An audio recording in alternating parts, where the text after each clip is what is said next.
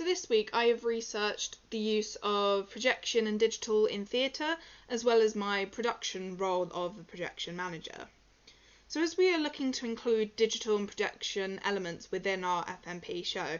I looked into how these elements have been used within theatre and shows in the past, specifically in musical theatre shows. This is just where my knowledge primarily lies, my interest, so I wanted to see how these shows have used projection and digital elements within the content. So the article that I used for this research discussed 5 major musical theatre shows: Dear Evan Hansen, Anastasia, West Side Story, Mean Girls, and The Prince of Egypt, and how they've used these digital elements within their content.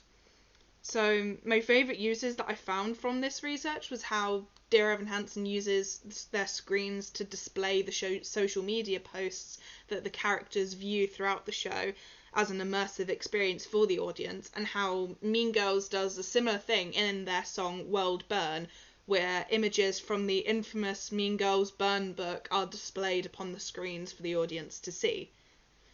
This research has allowed me to see how these shows use these different digital elements within their content, and how we could go about using them with our own based upon what content we will be creating.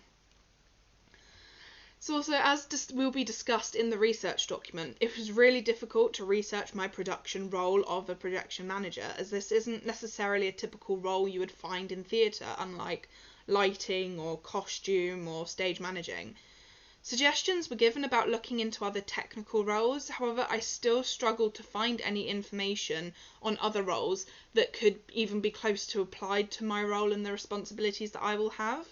based on what I have already been discussed, like being in charge of ensuring that all of the projection is in a folder ready to go and approved and sorted ready for our show, so that there's no technical issues when we start our tech rehearsals.